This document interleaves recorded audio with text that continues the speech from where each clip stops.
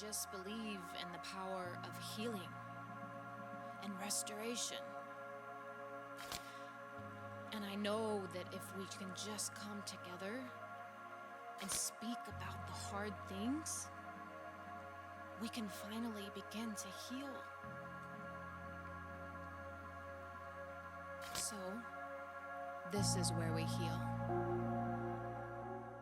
Well, welcome to another episode of This Is Where We Heal podcast. Today I have a very special guest, Larry Hagner. Larry is a father, a husband, and he actually happens to have the #1 podcast for dads in, is it the country? World, actually. In the world? Yes, in the world. I know it's, I just went on this morning actually to our rankings, and yeah. That's incredible. It's crazy. Do you feel like a celebrity now? No. But I mean, truth be told, I don't know how many, there's not that many dad podcasts out there. Yeah, I mean, but still, the I don't know how world? many there are. Yeah. Like, Which has been really cool. I mean, yeah, we've been, we actually can go and see the countries that actually download the show, where they download the show, how many downloads they get. And thank you for all you guys out in Australia, by the way. I know, a huge right? country for Dad Edge. But I yeah. love that. Makes me want to move to Australia, you know? I mean, just the way they talk alone is pretty That'll cool. get you. Yeah. Was it my last guest? I think I want him to go on your show. I think he'd be incredible. Ryan Morbsby White, I think is his name. Anyway, Australian, great guy. He does inner child work with men. It's great. You would love him. You guys would hit it off so well. I would love to meet him, but yeah, So Ryan, you know. Yeah. Anyway, Ryan. moving on. This isn't about you, Ryan. Sorry. This is about Larry today. And so, actually, I wanted you to come on the show because, well, one, we had a great conversation when I came on yours about abuse and domestic violence and all those things. But very rarely do we get, the male perspective of relationships, especially on podcasts like this, right? I want to talk about love, relationships, but I want to also talk about, your evolution into wanting to be a better husband and father and man in general, and to make women feel more safe just as a whole. And we've talked a little bit about that, but I really want to dive into that today. Yeah, let's do it. I'm excited. I mean, for me, it's been a stumbling journey. Lots of bear traps. In fact, it was funny, today's podcast that I just launched on my own, I think today was 1,295. That was the episode today. And it was me just being an absolute shit show for the past 6 months. And basically everything that I teach, I was completely fumbling and falling on my face. And so I told my son this morning, my oldest son, I sent him the podcast. I was like, hey, just want to let you know your old man just shared with the entire world how much he sucked for the past 6 months. And I gave a whole detailed podcast on it. So wow. Yeah. I mean, can we dive into that? Yeah, sure. I want to know what you mean by that. And I like that you're being so open about it. Talk about that, what that was. Yeah, and I'm happy to share my story because I honestly feel like this question is perfect for #1 your show, but also just for this journey as being a man, husband, and father, because it's not perfect. Right. And I think a lot of guys put a lot of stress on themselves that it has to look a certain way. We can't screw up. And to be quite honest, I think a lot of us too, we get sort of cold and angry, and not at you guys or the family. It's actually at ourselves. Oh. But yeah, we radiate that kind of energy, but then we're upset, but it's actually, we're pretty frustrated with ourselves. Oh. But yeah, so just to kind of give you an example, I have 4 boys. If you ever want to know what that's like, just think of your life as a college student at a fraternity party, except for the fraternity party never ends. And you're paying for it all. You're paying for it all. Yeah. Nobody ever sleeps. Everybody's drunk and you never leave. That's my house. I am not kidding. I've said things out loud in my house that just kind of paint a picture where you know how you see things in certain spots and you're like, that shouldn't be there. And you give a double take and a triple take. No kidding around, 3 or 4 months ago, use the restroom. I'm washing my hands. And yes, truth be told, guys do wash their hands. Yay. Wash my hands. And I look over and I see something there. And I'm like, I'm pretty sure that's what I think it was, but it shouldn't be there. And I literally looked over. I was like, that's a half-eaten Uncrustable on the sink of my bathroom.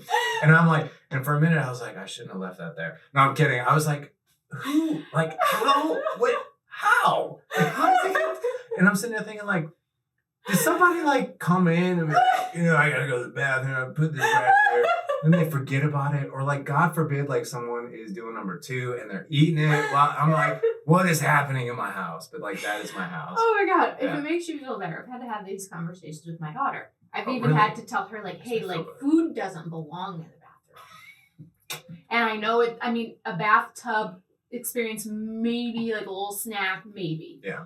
But regular, like, just bathroom stuff, we don't need to bring our food with us. We really don't. Yeah, there's certain places food should not We be. draw the line at the door on that one. On that particular room, let's just keep it what it is. I 100% agree. But yeah, just to paint a picture. So my wife and I have been married for 21 years. We have 4 boys, 18, 17, 11, and 8. And we've always had, like, I would say it's actually been really manageable, for us, because especially for kids' activities. So in the fall time, we normally have our big guys. We call them the bigs and the littles. So our big guys will do, like, my oldest is in charge of the high school marching band. So he's the drum major. So he conducts the whole band. And then my 17-year-old is starting center for the football team. So Friday night lights, the little guys come with us. It's great. It's magical. It's awesome. Well, this year, and then our little guys are in spring sports. So it's like 2 and 2, very manageable. So, but this year, my 5th grader's like, I want to be like my big brother, Mason, and he wants to play football. Oh. So he's like, we sign him up for 5th grade tackle football. Well, then I bring my 8-year-old, who we're still trying to find like what he liked, and I bring him to a hockey game last year, and he's like, this is what I want to do. I was like, you want to play hockey? And he's like, I would love to play hockey. So we started him with like learn to play, and then fall sport hockey. And for those of you guys who have kids in hockey, that it is like a part-time job. So anyway, 4 kids, super demanding sports. All the while, it's also the holidays, which the holiday months are kind of tough for me, like between Thanksgiving and Christmas and New Year's. Like, it just, that stint like brings up, I think, a lot of bad memories for me. Number one, yeah. And then it also, like, you're trying to give like a good holiday to your kids despite your past, and you kind of like battle with things a little bit. And on top of it, I'm a very active person. I want to be outdoors, and like not being outdoors, it kind of sucks. Yeah. So we've been in this extreme like 6 month of absolute busyness. And like my wife and I like literally dividing and conquering. It's like air traffic control. Okay, you got hockey, I got wrestling. Okay. And we have a wrestler now too. So it's like, okay, you got football, I got this, and it's like literally we're just going in every different direction. And there was not, I don't think that there is an evening that I can remember, except for there might be some one-offs where we didn't have something going on. And our family we're all about connection and family dinners and that kind of thing. And none of that was happening. And it was like really, really starting to wear on me and my wife too. And it just got to the point where my patience was really tested. Not just, and here's the funny thing. Of course, I'm going to have patience tested with my kids. Yeah. And of course, I'm going to have patience tested in my business and just life in general. But I also have patience tested with myself, because I think we hold ourselves to a pretty high standard, as parents, especially with what I do. And I felt like, and I got to be honest, like I kind of sucked. Like I had more, and you and I even talked about this. I had more times where I was angry, withdrawn, maybe even somewhat cold, not meaning to be, and just where you just lose your patience. And that's not who I am. And that's who I was becoming, because there was no margin. And I did a podcast today about like how I literally like went into an absolute rage in my house, which is very unlike me, because we have this 18-month-old Bernedoodle dog that literally, this dog is like disaster pants. Like he pees on people. I'm not kidding. He jumps when he sees people and pees on them. He jumps in our car, pees in our car. He jumps in other people's car. My son's girlfriend's dad jumped in his car, peed in his car, pees on our furniture. And I've told my kids, I was like, if this dog pees one more time, I'm gonna like literally like lose my mind. We just bought a brand new couch. This was when we got a foot of snow. He jumps up on the couch full of snow and pees all over it. And I was like, oh my God. And it was that day that we were like going to go sledding and all. And I literally went into a freaking rage. Like that was like and I don't do that like ever. Yeah. And I was just like, I'm done with this effing dog. Like I was like yelling about it. And luckily it was just my wife and my oldest son. And after my son was like, what is going on? And I was like, this effing dog and this effing dog. Like, I'm just tired of it. And like, I just went nuts. And what I noticed was it was literally just a buildup of all those things, and I just exploded. So here's the kicker. And this is where you really get like a slap in the face wake up call. So my son, I went downstairs to get something. My son had went outside and there's like a foot of snow. I assumed he went out there to sled, and I saw my son from our slider and the walkout sitting on a retaining wall like this with his hands in his head and just sitting there alone. And I just had that thought of like, could he be sitting out there? And I wasn't mad at him, but it was the energy that I was like, I was mad at the dog, but he was like, saw me get mad. And I was like, could it be that he's so upset at what just happened? Like that he just doesn't know what to do with himself. And I asked him about it later, and I was like, were you sitting outside because you were upset at what happened? And he's like, I was. And I'm like, oh. I was like, okay. I was like, what was, and we were calm. I was calm at that point, obviously. And I go, what was going through your mind? And he took a deep breath and he goes, I'm going to tell you, but you're not going to like hearing it. I'm like, okay. And he said, I was thinking I didn't want to be at the house anymore. And I was like, it was like the oxygen got sucked out of the room. I was like, tell me more about that.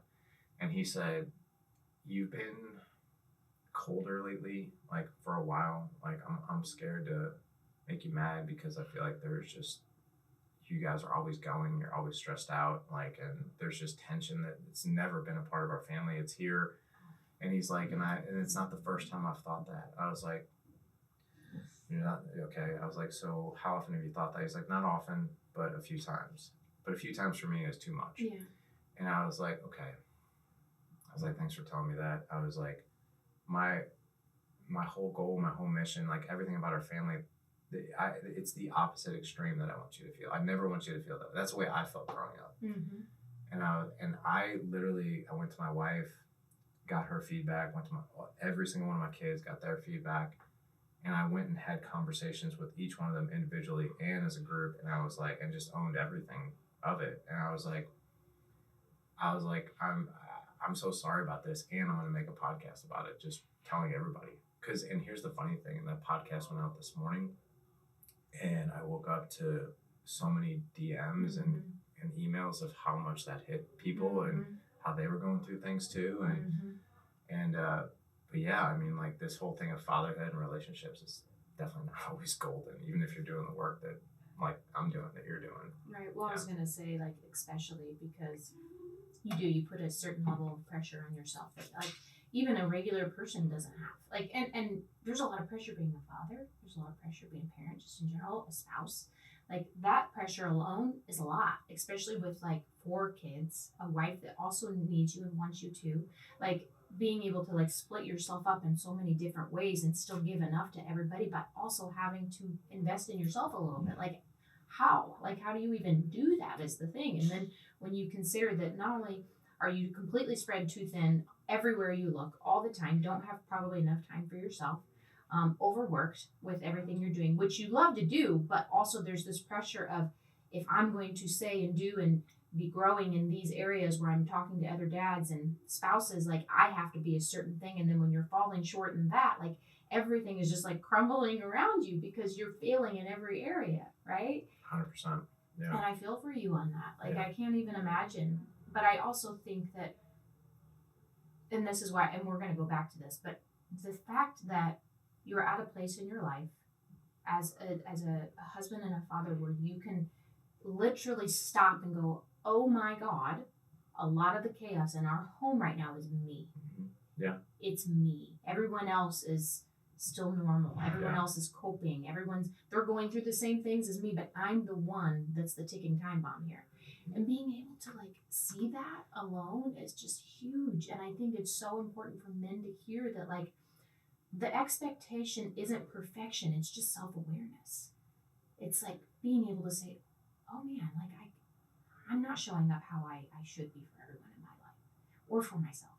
Yeah, I 100% agree with that. And people, not even just men, but just people in general. Like, but what I love about that is that I know you haven't always been that way. That it's been like a progression of growing and evolving, and like being willing and open to learn and take, feedback from the people you love. And so I want to go like way, way, way back to the younger version of yourself. And I want you to start there before you were this man that you are now, that can get on a podcast and talk for an hour about, hey, I have just screwed up royally for the last 6 months and I haven't been who I even want you guys to be. Like, tell me who you were. Like, where was the starting point for you where you were finally like, I want to be a better human? Like, let's go back there. So I think that was a journey that, like, it's been a little crazy, but I think it really kind of started when I was a kid. So my mom and biological father, they got married really young, like 21. I was born in 75. I think they were married in 71, and they were married for like 4 years. They had me in 75, and then 9 months, I think a year after I was born, like my mom and dad went through a horrific divorce, and he left. Mm-hmm. And I have absolutely no memory of my dad when I was young, because he was gone. And it was funny because when I was 4, I remember being in preschool. And I remember dads, like I remember men coming to pick up their kids, like some would wear suits and some would wear, and I just took notice, like, oh, well, that dad is in a suit, or that dad is in jeans or whatever. But I knew what a dad was, and I knew I didn't have one. Mm-hmm. It didn't bother me though, because like in my 4-year-old brain, I thought moms go out and find dads, like kids magically appear. Like literally, I'm not kidding. Like I used to watch the cartoons with a stork like baby, and I'm like, well, I guess that's how it works with dads, obviously. Right? Yeah. So like I thought my mom just hadn't found my dad yet, or our dad, like, or the dad. And I'll never forget being 4 years old. Like I still remember this. And my mom told me, she's like, hey, I'm gonna have a friend of mine over for dinner tonight. He's a really special friend. We work together, and I want you to meet him. That was my mom's way, I think, of telling me, I've been dating somebody at work, and it's about time you meet him. And I was like, oh my gosh. And in my mind, I was like, this must be the dad. This is the dad guy, right? Like, and this guy, I'll never forget it. It was cold outside, and I'm waiting there for him. And he like comes in the house. I had like this picture of what this guy's going to look like and everything. And as soon as I saw him, it was like kind of what I pictured. I was like, oh my God, that's him. And this guy walks in, and he's in a 3-piece suit, the double Windsor tie, the feathered hair. He's got the mustache. It's 1979. I love it. And he just like walks in, and I'm like, and I just like look up, and I'm like, oh my God. I was like, that's the dad. And I shake his hand, and I remember saying, first question, are you going to be my dad? Like, oh my God. And you as a mom, right? I think I literally remember hearing my mom gasp, like, and like he just like laughed and like looked at my mom, and he shook my hand. But I think my mom kind of like really took that as like this Jerry Maguire moment. Like when Jerry Maguire comes in, little kid hugs him, and I think my mom was like, oh my God, like I should probably marry this guy. Like my mom was only 29 at the time, so 6 months later they get married, and we're like a family. And I was like, oh my God, this is great. Like this is awesome. And the first year was awesome.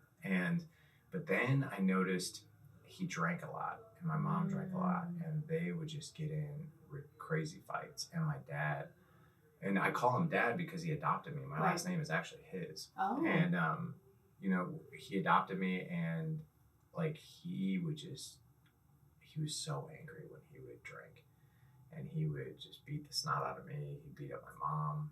There were times, I remember one time being like 5 or 6. I remember waking up in the middle of the night and hearing my mom screaming. And I went into the bedroom, and my dad was holding my mom's arms down and on top of her. Nothing sexually was happening, but they were fighting physically, and he was holding her down on the bed.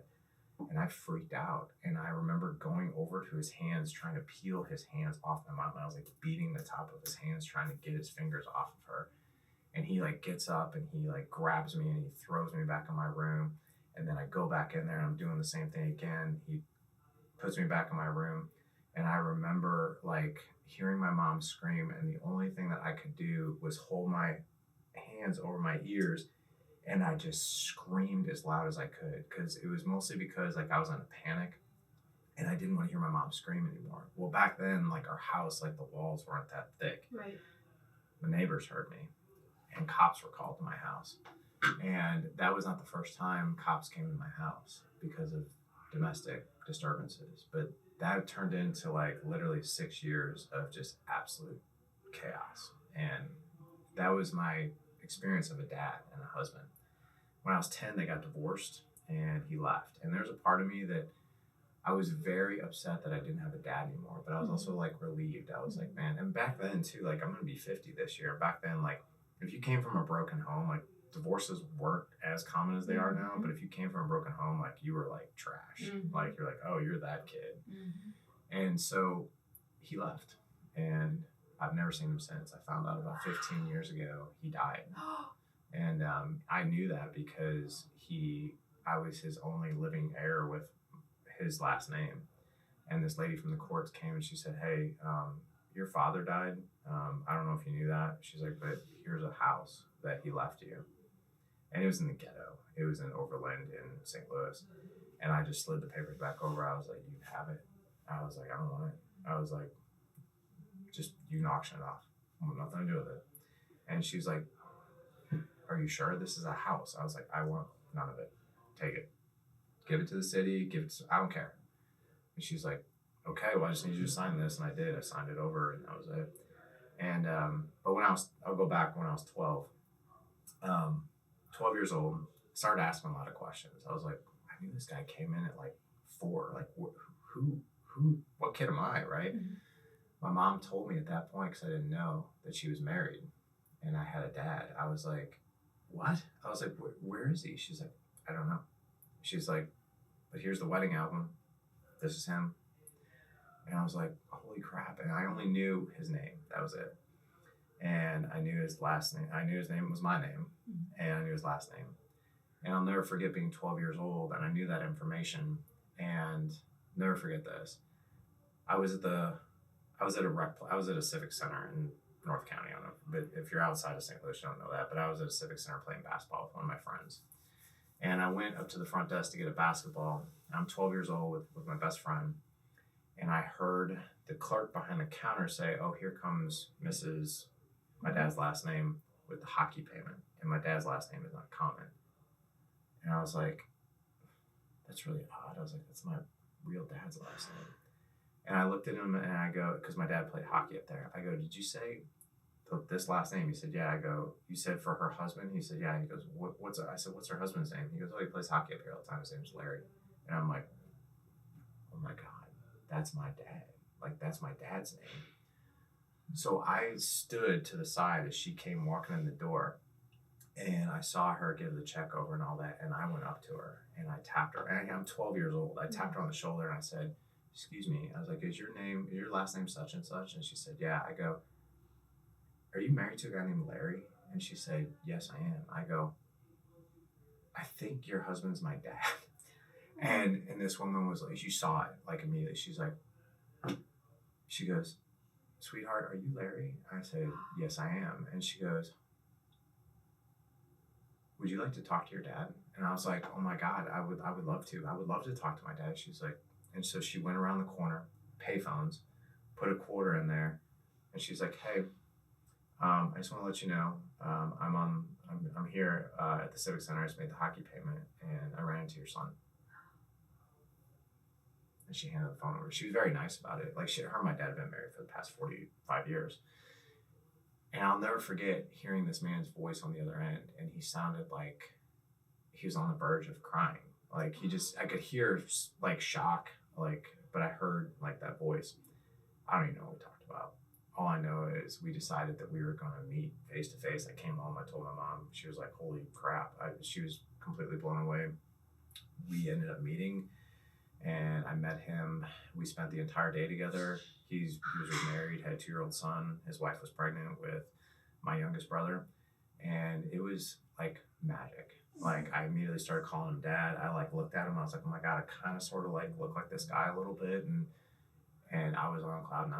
And then we hung out like every week for like 6 months. And I knew his wife and my half brother. And then she was pregnant with her youngest. And then after about like 6 months, like something started to kind of change. And I didn't know really what it was.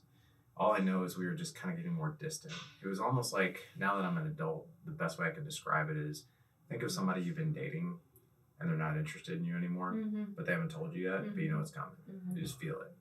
that's what I felt. And I remember calling him one time. I remember where I was sitting and everything. And I just called him and I was like, hey, like, is everything okay? And I just feel like something's wrong. And I don't even know what the words were. I don't remember. All I know is that was the end of our relationship. And that was it. We parted ways. And I was like, wow. So I lost my biological father twice. My adopted dad was gone. And I was just kind of a mess after that. Like, I kind of gave up on school. I overate. I got really fat. Failed the 8th grade. Had to do 8th grade twice. And then went on to high school. That was a turning point. Went on to college. My mom continued to date just ridiculous, crazy men that came in and out. Just heavy, crazy drinkers, abusers. Just like, it was a shit show. Oh. And then the story kind of comes to an end, or the beginning, however you want to see it. I went to college, met my wife there. Like, we just hit it off. We've been together for ever since. And then when I was 30, we were married for 2 years. She was pregnant with our first son. I'm in a Starbucks in West County. I was in medical device sales, surgical sales, and we had a meeting there all the time with my team. And I'm sitting there, and this guy walks in, and he catches my eye, and I'm like, holy crap, that's my dad. My dad had walked in the Starbucks to get his morning coffee, and I knew exactly who he was. I hadn't seen him for 18 years. And one of the women who was on my team, still friends with her to this day, that was 20 years ago. I actually just had coffee with her again yesterday. But her and her husband, me and Jessica, like, the four of us, kind of like, we had a friendship outside of work, and we hung out and that kind of thing. So she knew that story. Mm-hmm. And she saw the look on my face, and she was just like, hey, like, are you still here? We're meeting. Like, I was like, sorry. I was like, you're not gonna believe this. I was like, my father just walked in here. She was like, wait, what? And she was like, who? And I pointed him out, and she's like, is that the guy you haven't seen since you were 12? I was like, yeah. She's like, oh my God, like, what are you gonna say to him? I was like, I'm not gonna say anything to him. She's like, you're gonna sit here and you're just gonna let your dad walk out of here? I was like, yeah. I was like, the guy, it's been 30 years. Like, he's really never been a part of my life. It'd be really awkward. Well, without another word, she just went over and sat with him. And I'm like, literally from me to like 50 feet away, I was like, what the hell is going on? And then all of a sudden I see him start to look around, and our eyes met, and he just like took this deep breath. And I don't know, I had no idea what she had said to him until after she went up to him, and she's like, hey, I'm just gonna sit here for a second. You don't know me, but I'm good friends with your oldest son who you've never had a relationship with. And I just want to let you know he's here, and you've really missed out. And you might have an opportunity to have a relationship with him. I had no idea she said that. She's very blunt. I had no idea she said that. And he came over. And I make my dad sound like he's dysfunctional. My dad's a very functional, he's actually a very good man, very successful entrepreneur. My 2 younger brothers, like, he's been married for 45 years to this other woman. And he came over and shook my hand, and he's like, hey, he's like, man, like, how are you? And I'm like, fine, how are you? And like, literally, I wasn't like nice, but I wasn't mean. I was kind of like in between. And he's like, we should, are you married? He's like, do you have kids? And I was like, I'm married. I was like, I have my first son on the way. And he's like, well, we should, and he gives me his card. This was like 2005. He gives me his card. He's like, we should get together. And I just slid his card back. And I said, here's my information. You call me if you want. I was like, and if you don't want to, I get it. Like, I don't expect anything. I didn't expect anything. 24 hours went by, and I was like, well, I knew he wasn't going to do anything with it. And then the next day I got an email that was like a dissertation. And it was basically him pouring his heart out of how much he had regretted, and how much he would, if he would have me back in his life, or him back in my life, that he would love to repair. And I thought about that, and I was like, oh God. I was like, I don't know if I can go through this again. And I was like, okay. And we went out to breakfast. And I'll never forget, we went to Denny's. And we're sitting there, and I'm like just awkwardly just trying to make small talk. And I remember like literally stopping and going like, look, man, I'm fumbling over my words. I'm trying to make small talk here. I was like, I don't know what the hell to do. I was like, I don't know even what to do with this. Like, I don't know what to even talk about. Like, I don't know. And my dad, at 50 something years old at the time, just leaned in and he goes, I think I do, because I don't either. And I was like, holy shit, we're like on the same playing field here. So we just basically made an agreement. What would it be like if we just explored some sort of relationship? It doesn't have to be father-son, but just something. That was 20 years ago. And we have a great relationship. But it took a lot of work. And I wouldn't say it's taken a lot of, like, it's kind of fascinating how all the pieces fit together. I mean, I introduced you to my youngest brother, who's probably going to be on your show, but I mean, that relationship in of itself has been the biggest blessing.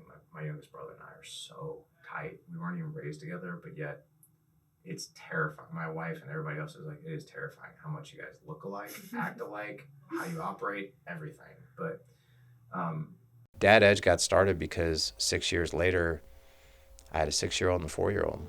And I was like, I wanted to be a good father so badly. It was so important to me because I had had so many men in and out and just absolute chaos. I was like, no, if I do everything else wrong in life, I'm doing this thing right. Like no matter what. And I wasn't. Like, I didn't have the greatest marriage. I definitely wasn't the most patient father. And this all came to a head because I gave myself 3 promises. I'm going to be a good husband. I'm going to treat my wife right. I'm going to be a good husband. Number 2, I am going to be a good father. I'm not going to screw that one up. And number 3, I'm not going to strike my children out of anger ever, because I was beat a lot growing up, and just by random dudes. And I broke all three. And what started Dad Edge was when I broke the 3rd promise. So my son was 4. He's 205 pounds now and as strong as an absolute beast. And it's hilarious now. Like, he would kill me in a fight. But like, we were getting ready to move. And I remember being stressed out. And I remember that day I lost my biggest surgeon, like my biggest client. Like, basically this one surgeon that I worked with in medical device sales was about 60% of my income. And he went to my competitor because we had raised our prices on stuff. And it was a devastating blow. Mm-hmm. And I had to come home, tell my wife that. I was in a bad mood. So we're packing.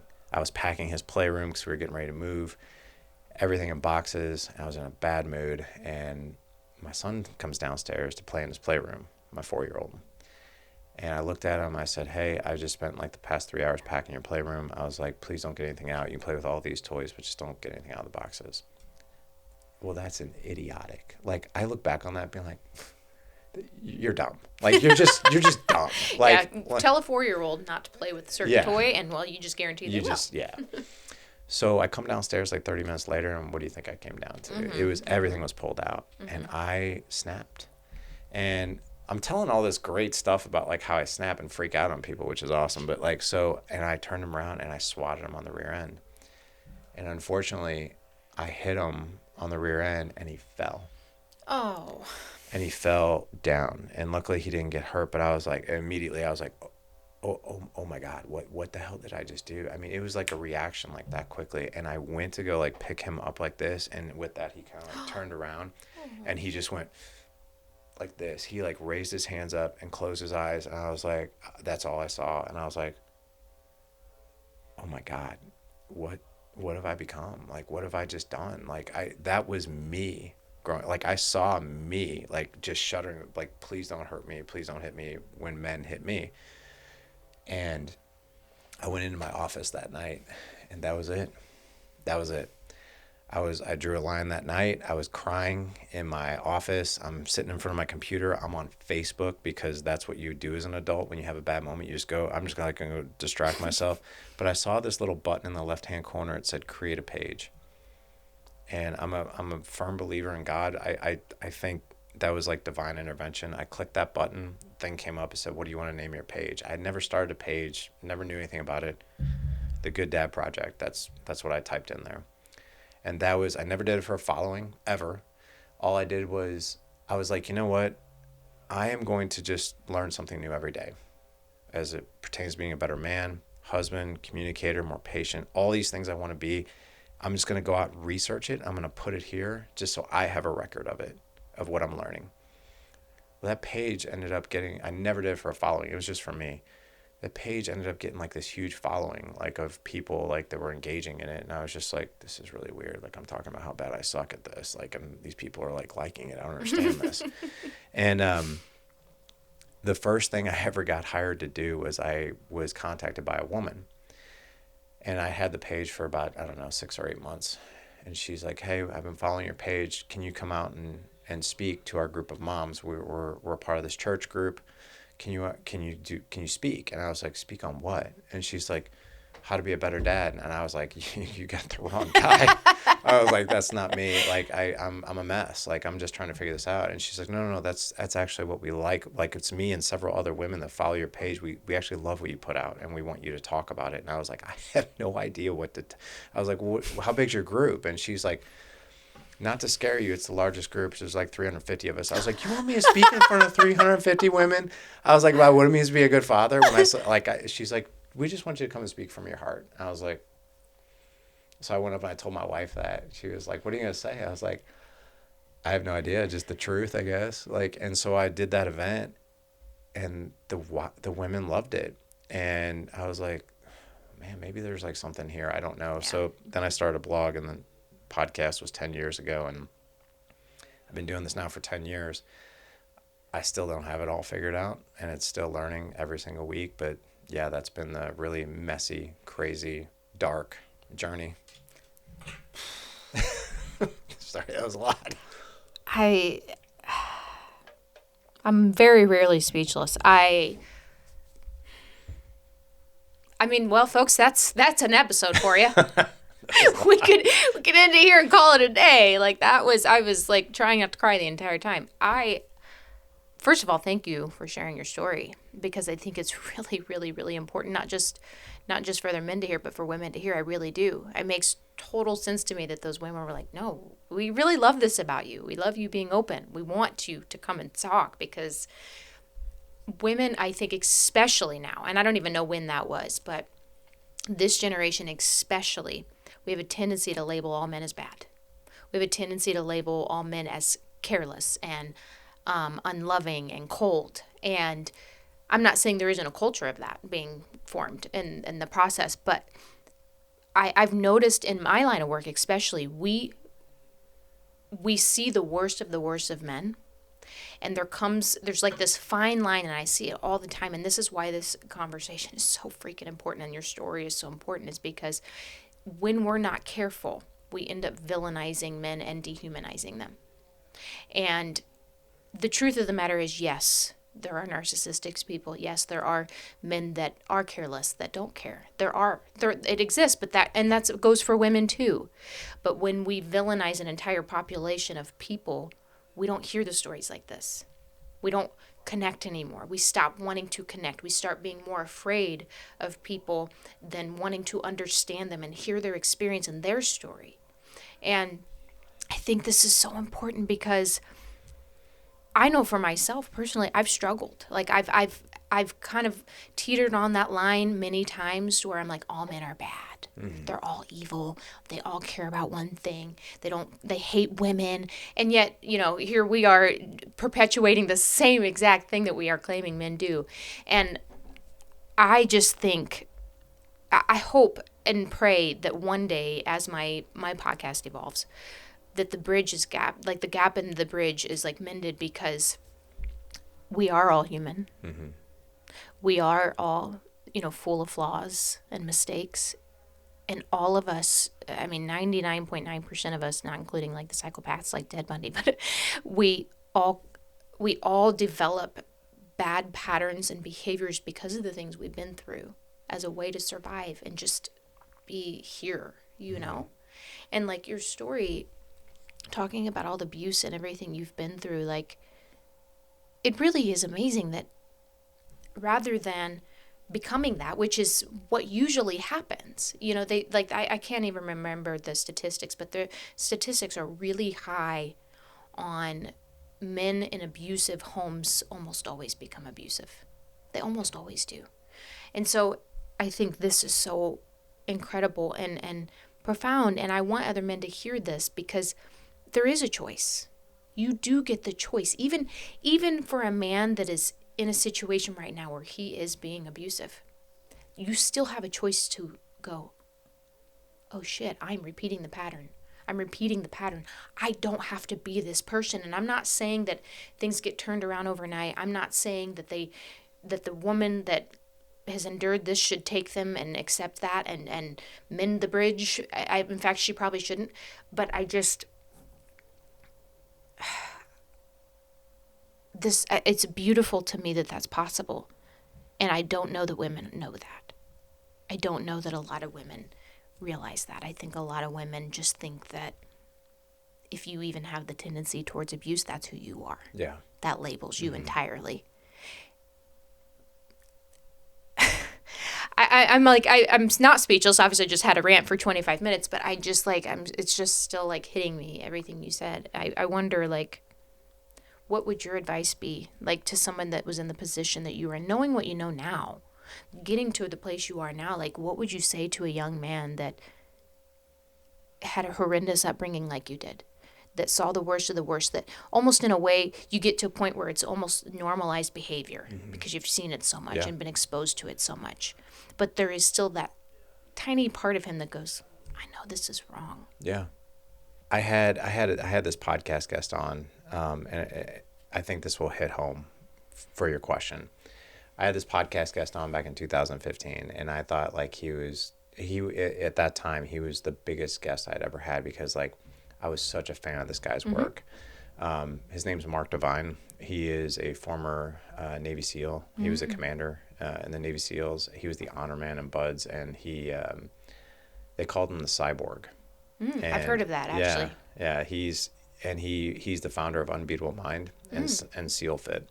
And he wrote a book called Unbeatable Mind. And I'll never forget, when I just started doing this work and I had just started thinking about a podcast, I would listen to he was one of those books that I was just like, I felt like I'd found the X factor in life, because he wrote an entire book on how to create an unbeatable mind, resilience, and overcoming whatever you think you can't overcome. Like, you can literally do anything like, I had dove into self-development like Tony Robbins, and you can be who you want and this and that. But no one laid it out to me like Mark Devine did in that book. And when I asked Mark to come on the podcast and he said yes, I thought, like, I literally met my hero in life, right? Yeah. But Mark gave this example that he's like, have you ever heard of the story of the twin brothers that were raised by the abusive alcoholic father? And I was like, no, I haven't. He goes, it's I don't know how true it is, but it's very true. Like, I don't know how true the example is, but, like, two twin brothers raised by the same abusive alcoholic father. These boys were beaten, they were yelled at, verbally abused, all that. One was very successful. One had achieved a ton of success in life, had a great marriage, great kids, like, great father, like, everything was good. And the other one was disastrous. He was a drunk, he was an addict, he was in and out of relationships, in and out of jobs. And when asked the question, they both had the same answer. And it went like this: why did your life turn out the way it did? I had no choice. I was raised by an alcoholic, abusive father, so I had no choice but to live this life. Crazy, right? Both brothers, completely different paths, had the exact same answer to their question. So when Mark told me that, I was like, oh my God. So we literally, by the power of choice, we can create something totally new. I'm not saying either one of those are easy, but if you look at both of those brothers' lives, you could probably say, well, they're both really damn hard. Yeah. The guy who's successful probably worked his freaking ass off doing what he's doing to get himself out of that pattern. The other guy's life is also insanely hard because he followed the pattern. And so Mark was like, yeah, which one's going to be harder for you? They're both going to be tough. Like, you might as well figure it out and make whatever choice you're going to make, because the choice is yours. And that was I'll never forget, that was 10 years ago, hearing that from him. And I was like, well, holy shit, there it is.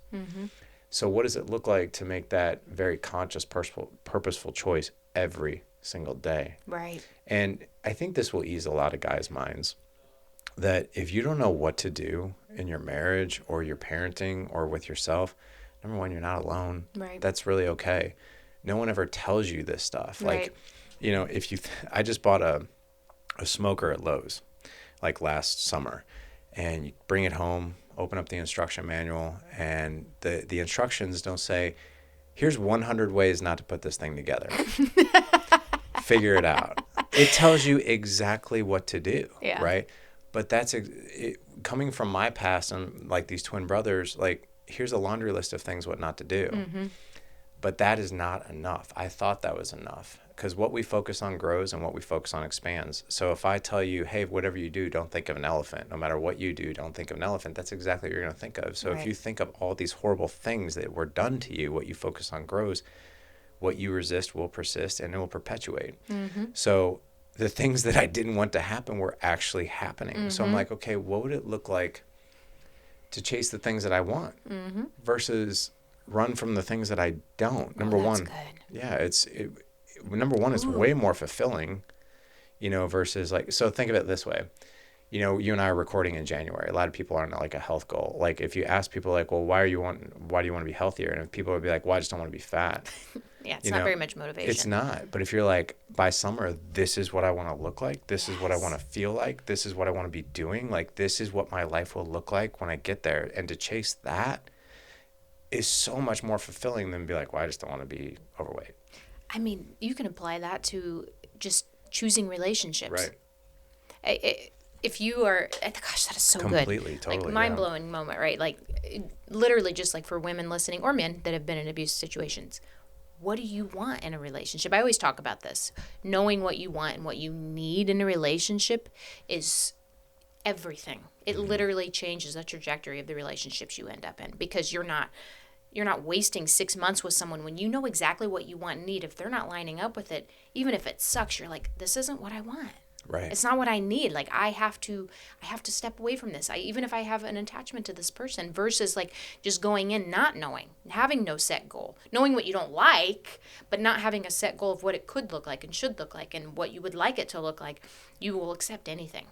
And then you start actually like renegotiating your own values and morals for someone else, thinking, oh, maybe I just need to like tune this part of myself up. Maybe if I do this, then this relationship will work a little better. And then you lose yourself entirely.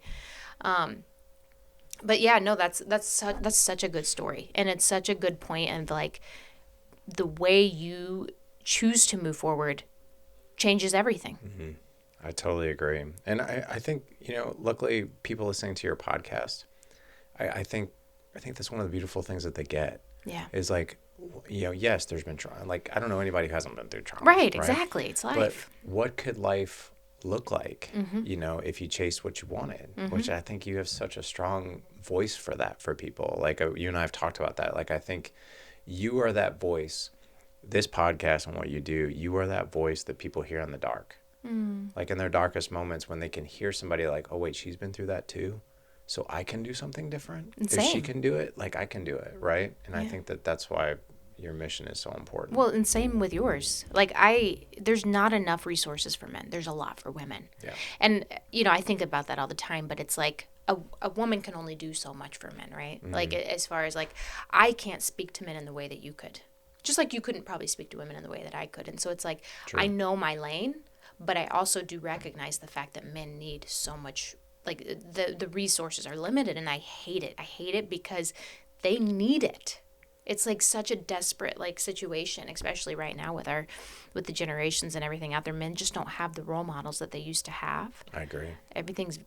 It's so superficial, and like most young men in their early 20s are looking up to these idiotic guys that just make it look like, oh, have 20 women and just be a millionaire, hustle your whole life, work yourself to death so you can get all these women that mean nothing to you. And it's like, sure, go after that. And when you're 80, you'll be alone on your deathbed. Yeah. And miserable. And you might have all the money in the world, but you won't have a single person that cares for you. I saw a quote not too long ago that some people are so miserable, all they have is their money. It was like this lonely man sitting on a bench by himself, and I was like, holy crap. But can I share something about the resources thing? So when that whole ordeal happened in 2011 with my 4-year-old, and that night where I was like, I'm going to learn something new every day, I agree with you 1,000%. At that point in time, back in 2011, 2012, I was like, I had to hunt for information. And a lot of the information that I found were the bad things that happened, like fatherless homes. And also, I'm like, okay, well, what do we do about it? And there were books and there were stuff like that. And the other thing about books is I felt like when I would read a book, I was like, I feel like I'm like someone's lecturing me. Like someone's like, I want someone to relate to me, right? And there were no podcasts really about it at the time. There was really nothing. And when I first started the Good Dad Project, which is now the Dad Edge, like I was like, well, I'm going to start it then. And when I mean I'm going to start it, I'm not going to be the expert. I still, to this day, even doing it for a decade, the way I view the podcast, I'm so excited to like every Monday sit with someone who's way smarter than me to talk about whatever their expertise is so I can learn. Mm-hmm. And the cool thing about the audience is we get to learn all together. Like we never get this figured out, you know. And I have a book that's coming out this year called Pursuit of Legendary Fatherhood. Mm-hmm. And it's going to come out Father's Day of this year. And my the publisher, the CEO of his publishing company, he's single. He's not married, no kids. And he asked me, he's like, when I submitted the title, he's like, Pursuit of Legendary Fatherhood. And I was like, yeah, what's wrong with that? And he goes, why not call it Legendary Fatherhood? It'd probably sell more. And I'm like, well, I was like, let's be real. I was like, you're not a dad. I was like, there is no such thing as legendary fatherhood. No one gets to the top of the mountain. Right. Like, look, I did it. I conquered it all. Yeah, like, look, I'm freaking awesome. I'll never make another mistake. Right. I was like, but there is the constant pursuit of the growth and the learning of it and the refinement of it and the mistakes and the potholes and how you recover and how you repair. There's the pursuit. You never get to the top like, look, I did it. Like there was one perfect man that walked the earth. Mm-hmm. And to my knowledge, no dad is going to fill those shoes, but one guy. Right. Yeah. No, but you know what? That's so beautiful. And that is healing too. And that's what I like to portray. And I think that's why people can relate to either of us, honestly, is because I don't have it all figured out. All I know is that when I was alone and hurting and trying to heal from domestic violence and sexual assault, there was nowhere for me to go. That's all I knew. Yeah. And when I got my divorce, which was not those things, those were from other relationships, I hit rock bottom and I had never healed from any of that because I had tucked it away because I had no resources at that time. And so I realized that like, as I was pouring out my heart online, just like you, about like, I'm struggling with this and this is what I'm learning and this is what I would tell you or tell myself if I could, people were just like, oh my God, I needed to hear that too. I needed to hear that too. And I needed that too. And I have nowhere to go to. And I also feel alone. And I'm also struggling. And I also want to heal. And like, I just think that the authenticity of saying, hey, we're all human. Like mm-hmm. we're people figuring out, this is our first time here. Yeah. It's our first time. And like you said, we didn't get a book. If you're a Christian, you have a Bible, but it's like, there's still certain parts of life that you just have to figure out for yourself. 100%. And so I think that's what's so beautiful about it is that the more we can just, on platforms especially, go, hey, like, I'm not a person who has it all together. I'm not your guru. I'm not gonna heal you. I'm still trying to work on that part for myself, but I'm absolutely willing to open up my life for you to see my journey through it. And I'm absolutely willing and want you to learn from what I would have loved to have learned from had somebody been a few steps before me, you know? I agree. I totally agree. I mean, we even compare it to jiu-jitsu a lot. So I've done martial arts over the years. I mm-hmm. did martial arts for about 12 straight years. And then I just started jiu-jitsu. Mm-hmm. And it's so funny. Like when it comes to, you know, your topic of healing from domestic violence, mm-hmm. you know, it's like, that's like, okay, like, how do I go do that? Do I fumble through it or how do I do that? Same thing with being a man, a husband, a father, your marriage, your parenting, everything. If you think about it, think about this. If you want to be a cop, it takes 990 hours of training to be a cop. It takes more to be a firefighter. My youngest brother, who I introduced to you as a guest, he had to go to law school to be an attorney, mm-hmm.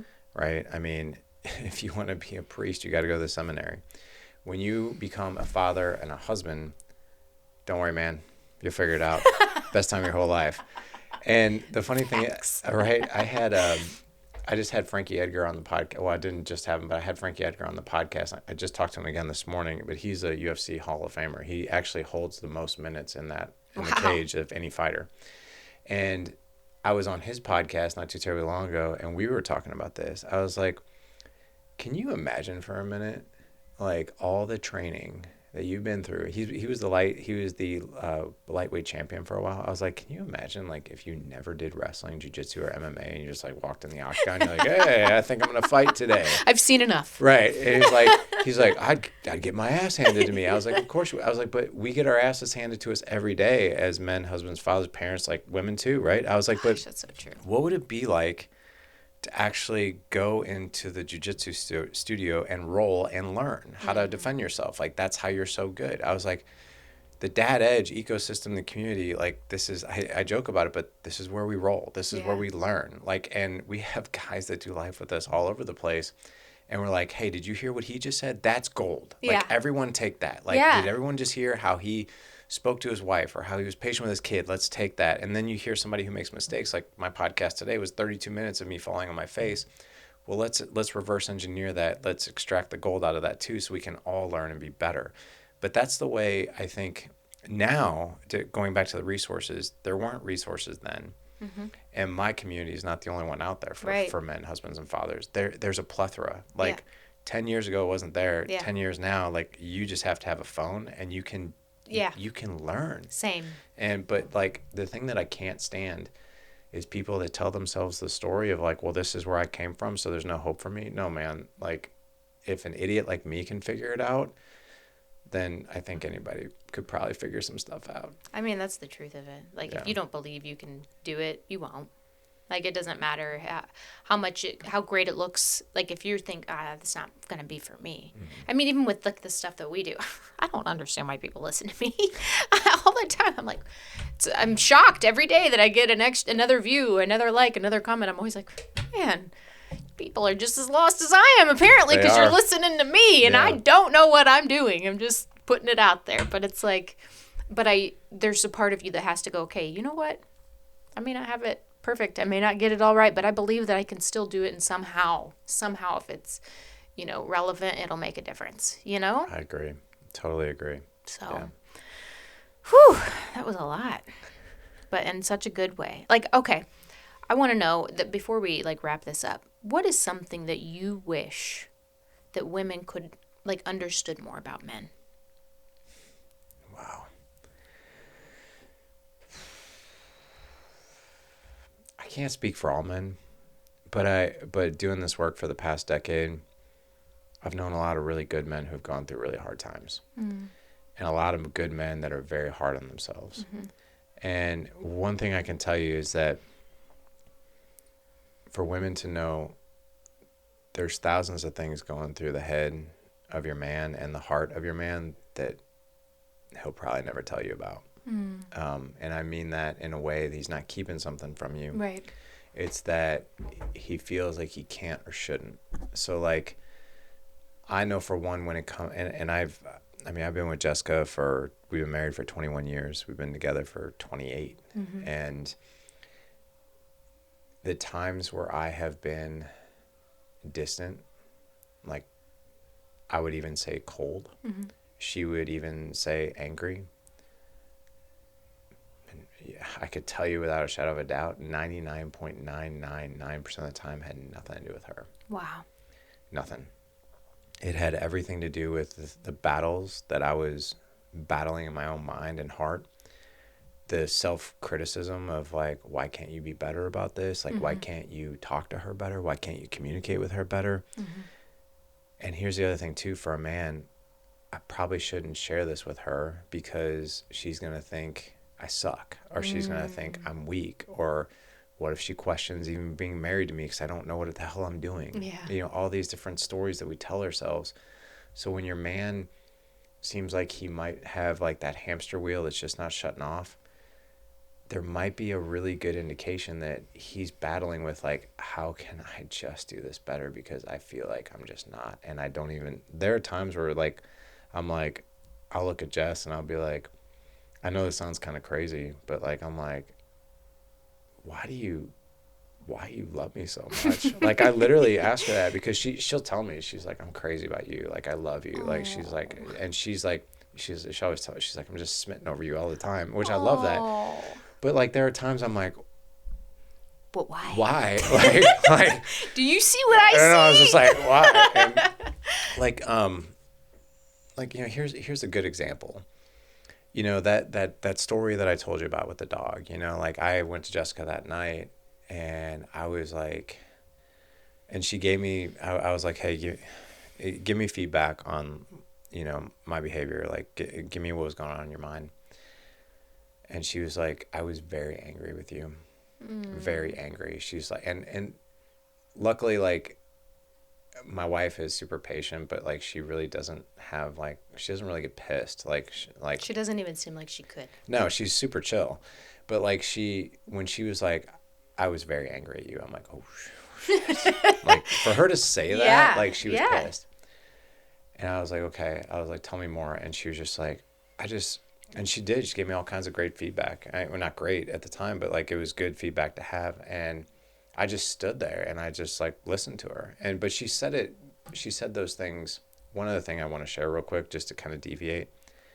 When you give your man feedback, do it lovingly. Yeah.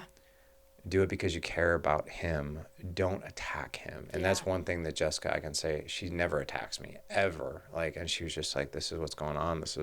And I just stood there and she's like, what's going through your mind? And I was like, I'm humiliated.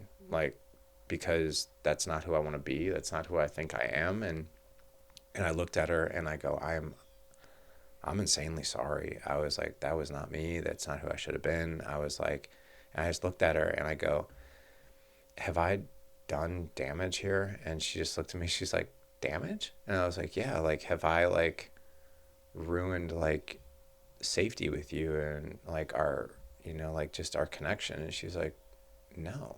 She's like, you've actually made it better. And I was like, how? I was like, I don't understand how. She goes, I can always share this kind of feedback with you and you're always open to it. You're always open to it. And you always own whatever it is that you knew was wrong and you're always apologetic. And she's like, and I know you're insanely aware. She goes, let me give you the flip side of this. If you were to get angry at me, yell at me, defend, tell me just basically fight me on all this stuff because of your pride and ego, that's where damage is done. She's like, but you just being apologetic and owning it, like that is like the sexiest thing ever. I was like, are you serious? Like, are you serious? Like, I just looked at her. I was like, are you kidding me? Like, so I haven't. And she's like, no. In fact, like, it's better. Like the fact that I know that I can come to you and have these conversations with you and you are just the type of man who are just like, shit, man, you're right. Like, I need to do something about that. And she's like, and here's the other thing too. I know that you will. She's like, that's the fine line for me. The fact that not only do you own it, you go and learn, you execute, you implement, and it's better. She's like, very rarely do you ever fall back. She's like, you take a couple steps back here and there, but you're always open to hearing about it, and you're apologetic. Ladies, I hope you're listening. I hope your standards are raising through this conversation because honestly, though, that is what relationship is supposed to look like. We should be able to be vulnerable enough to say, I was not who I should be today, but also willing to hear that person say, no, you weren't. Yeah. And I didn't like it. And it really upset me without taking it personal, even though it is, but we have to be willing to be open to that and willing to hear the other person without attacking them for feeling that way. But also I think the grace part of it is really, really important too. I think that, you asked about, what it is for a woman, right? And I think for a man, if you share if you highlight the situation, right? Or like, if you highlight, hey, in this particular situation or instance, this didn't sit well with me versus like, you're just a piece of shit. Yes. You know what I mean? Like this personal attack sometimes that happens in relationships. I think a man is much more receptive to hearing like, this is what I didn't like about the situation and some of the decisions and maybe even some of the things that were said. However, I know you at your heart, and this is, it was a mistake. It was a situation. It wasn't because you're a bad person. And I think a lot of people attack the person and not the situation or the moment. Yeah. And I mean, and it's different too, being in a relationship with a healthy man. Yeah. Who's willing to work and evolve and grow and see those things and acknowledge those things and look at himself. That's different. In abusive situations, that isn't usually the case. And a woman shouldn't make justifications for someone's bad behavior. But the way they respond to you bringing it up really tells you a lot. And if you aren't with someone that can go, yeah, no, you're right. I screwed up. Like, that was so messed up, and I'm sorry. And then see them. Let them build that trust back in you by proving that they're going to work on it. That's like the defining factor. I agree. Totally agree. Well, this has been amazing. I can't wait to. I'm actually really excited to listen to this one. This one's gonna be. It's so good. It's so good. But you guys, this is Larry Hagner again. You can find him. He has the Dead Edge podcast, the #1 podcast for dads in the world, which is incredible. It's so incredible. Hopefully, I'll have the #1 podcast for whatever this is in the world one day too. We'll see, but it doesn't matter. Thank you. Thank you. Thank you for your vulnerability, for your authenticity, for being willing to talk about these hard things in your childhood. I think that's really important for men and women to hear too. But yeah. Appreciate you. And if I could say anything else to your listeners, it's this. Ashley speaks from her heart.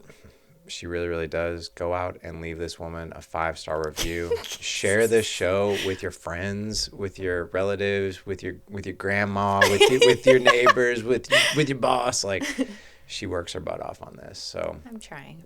You do a great job. Thank you.